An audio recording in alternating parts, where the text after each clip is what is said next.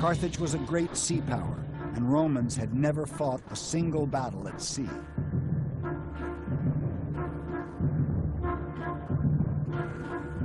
And so the Romans, in order to fight a naval war, had to develop a navy. And they got a break early in this war when they found a Carthaginian warship that had accidentally washed up on the shore of the Italian coast after having been abandoned by its crew during a storm. And they closely studied the Carthaginian vessel. They took it apart, found out how it was built, and then built hundreds of exact replicas of this Carthaginian ship. So the Romans now had a fleet. New to naval warfare, the Romans had to find a way to turn things to their advantage. They soon found the answer. Instead of bombarding from a distance, Roman soldiers boarded the enemy's ships using a specially designed plank called a corvus. In hand-to-hand combat, Roman legions were just as deadly as on land.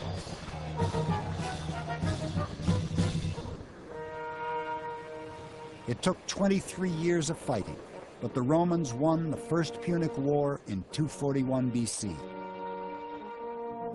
Romans seized the rich islands of Sicily and Sardinia and forced the king of Carthage to sign a crushing treaty, giving the empire's entire treasury to Rome.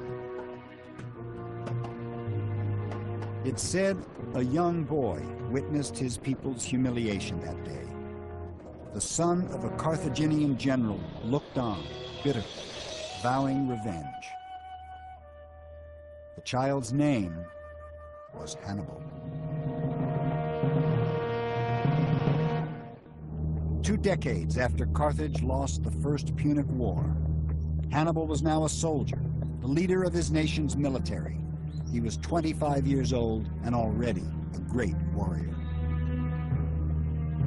Fresh from the conquest of Spain, he reminded his troops of his promise to punish Rome. Year after year you have fought with me and won. Steel your hearts to march forward, to halt only the walls of Rome. But attacking Rome wouldn't be easy. No longer in control of the Mediterranean, Hannibal would have to make the journey by land, crossing the Alps with 40,000 men and 37 elephants. Autumn, 218 BC. Man and beast trudge for months over cruel terrain. Their serpentine parade stretches more than 15 miles.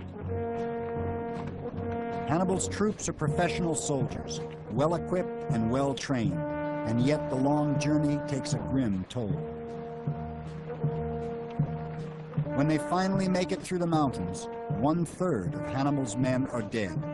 Most of the horses and all but one of the elephants have perished, and yet the survivors march on. Even before the first battle, Romans see Hannibal as a potent threat. They never had to face a fiercer or more warlike foe.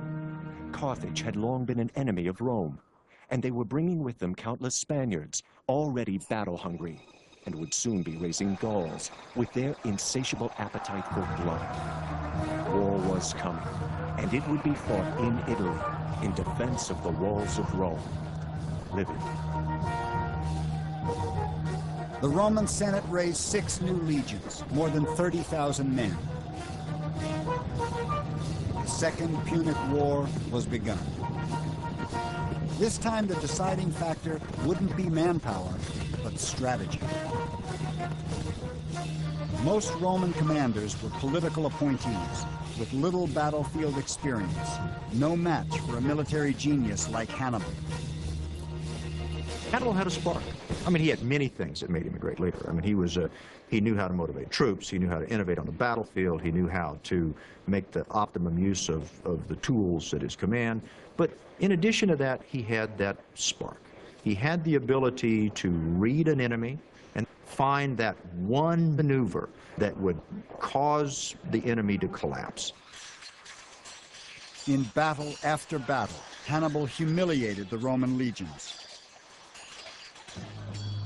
The most devastating defeat was the Battle of Cannae. Here, Hannibal, though badly outnumbered, managed to surround the Romans and slaughtered them.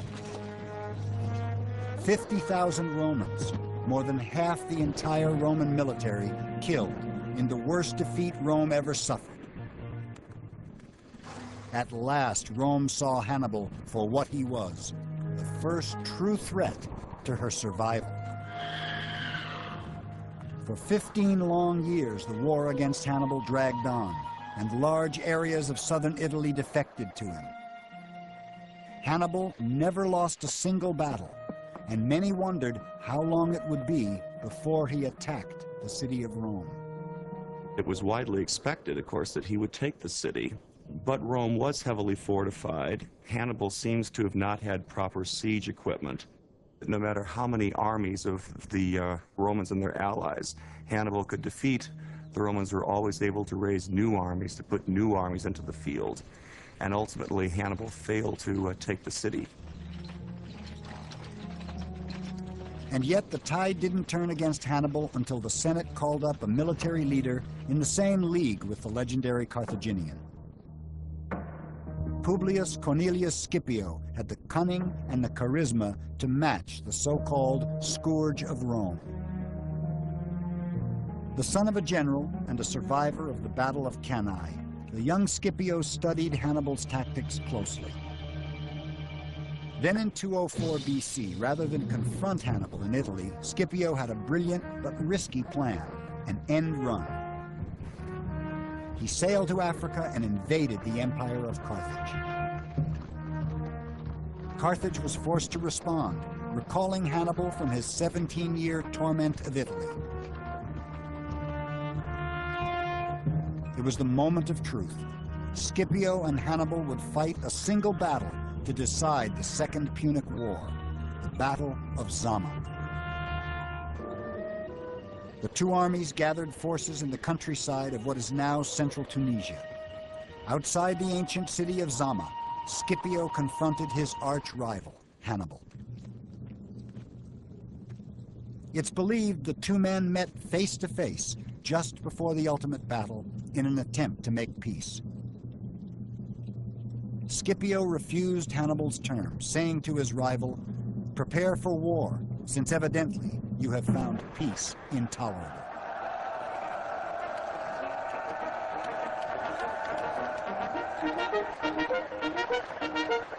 The two sides were well matched, with about 34,000 men each, but there were crucial differences. Hannibal had been resupplied with 80 of his dreaded elephants, but Scipio had drilled his troops in new tactics for dealing with the great beasts. The Roman troops would form long corridors to funnel the charging elephants away from the front lines where they do the most damage.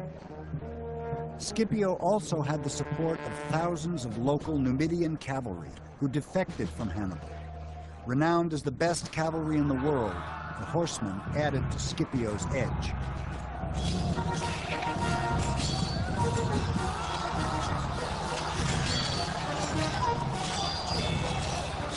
Scipio finally and soundly defeated Hannibal at Zama.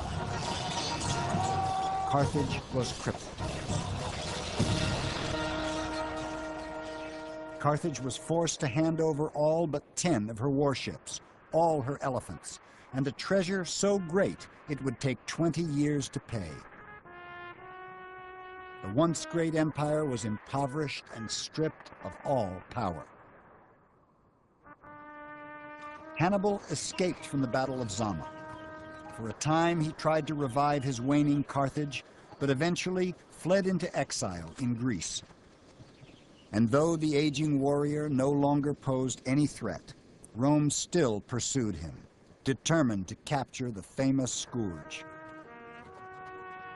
Ultimately, Hannibal denied her the pleasure. Let us free the Roman people of their long-standing anxiety, seeing that they find it tedious to wait for an old man's death. It is no magnificent victory to defeat a man unarmed and betrayed. With that, Hannibal put a drink of poison to his lips and drained his cup. But even Hannibal's suicide was not victory enough. After so many years of war, Rome still saw Carthage as an enemy and could not abide her survival in any form. In 146 BC, Rome destroyed the African Empire once and for all in the final Punic War, slaughtering 500,000 people.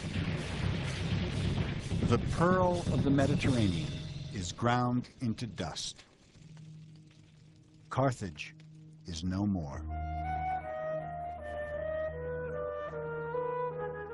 Rome now controlled the entire Mediterranean, along with parts of Spain, southern Gaul, and the Italian peninsula.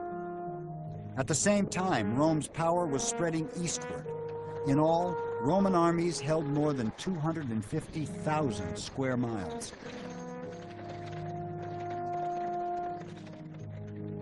In 3 centuries, a small backwater city had become a dominant world power.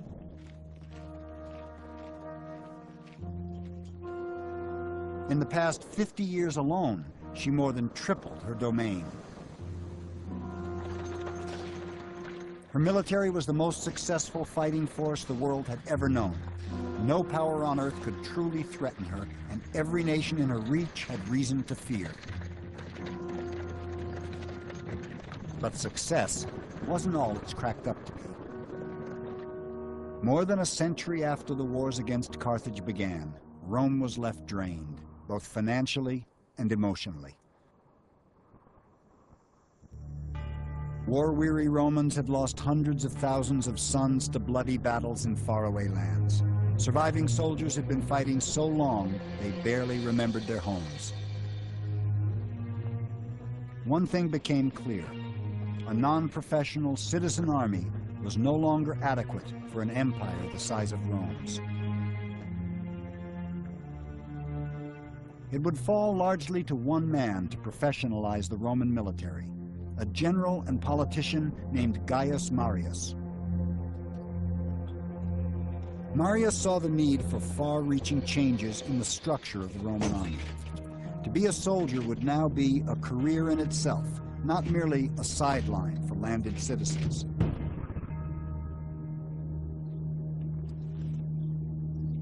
Marius recruited even the poorest Romans into the legions and issued them standardized equipment, making them the best outfitted soldiers in the ancient world. Including weapons, a soldier carried at least 80 pounds on his back, earning troops of this era the nickname Marius's Mules. Rome's first true professional soldiers were even more fit and better disciplined than earlier armies. But the biggest change of all, this new class of warrior had a special relationship with its commander. When they became veterans, Marius would personally see to it that his men received a grant of land, often in recently conquered territories. In the end, this was more than a generous perk for poor soldiers with no farms to return to. In fact, it was revolutionary. Suddenly, a soldier's first loyalty was to the general who recruited him and took care of him in old age, and not to the state. For the first time, the soldier looked to the general, not only for allegiance, but for pay, for retirement benefits, if you will. And then over time, then the army began to dominate the state rather than the state dominating the army. And that's the terrible legacy of Marius. Powerful generals now controlled their own private armies. Soon, they would use them however they saw fit, even against Rome herself.